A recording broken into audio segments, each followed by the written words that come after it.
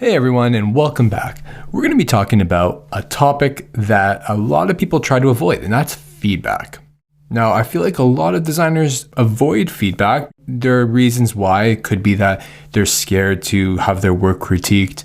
Possibly they don't know how to actually approach the situation with clients or team members. So I'm going to show you why it's so useful to get feedback, and then we'll get into how you can actually get good feedback. So let's jump right in. So let's talk about receiving feedback. Feedback can be a frustrating part of every project. It may feel like a battle with clients.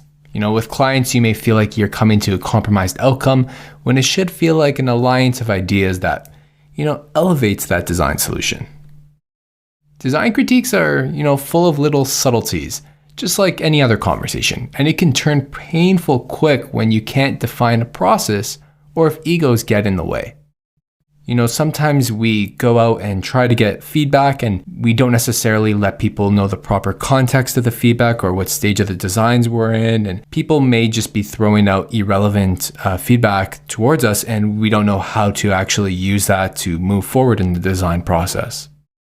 So if it's so hard, why is it so important? Well, that's because you're doing it wrong. And we're going to get into that next, but it really helps you distance yourself from your designs.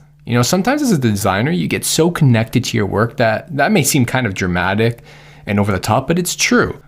That may lead you to start making some choices that don't necessarily benefit your users. And it happens. It really does. Feedback is a nice reminder that design is a craft.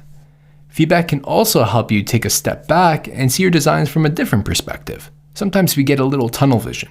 It's so easy to get stuck in a silo working at the same designs over and over again. I mean, we've all been there.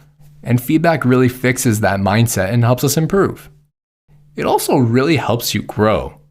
You're going to inevitably work with other designers, and those designers may have different opinions, skill levels, and experiences. Listening to their opinions and feedback opens up your mind to new points of view, and it urges you to try new things that you may not have tried anyways.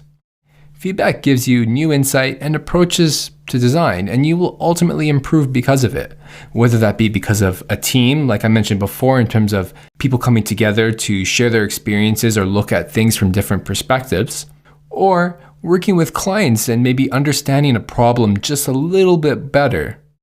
So how do we get good feedback?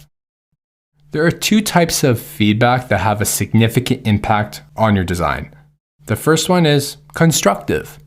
Now this will help you move the design forward. It can also uncover clues to answering those open questions you may have. It can also identify new blockers for your idea's success and can add momentum towards a direction. Both negative and positive feedback can be constructive. So when I say that, I mean that your designs may not resonate with the user base, or your designs may not actually solve the problem that you should be solving. And you may get negative feedback, but that feedback is still good because it's going to push you in a new direction that you need to go in.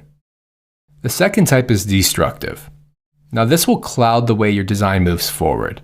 Your design can be misled by asking unrelated questions or wasting people's time by derailing discussions. It can be really difficult to understand what matters because there is just so much noise. This really happens a lot. I feel like especially with clients, a lot of design critiques or feedback meetings, they often get derailed because there are so many irrelevant things that are popping up that aren't really relevant to the types of problems you're trying to solve or your designs in general. The goal is to get your group to give you constructive feedback, and I'm going to show you how to do it in the next video.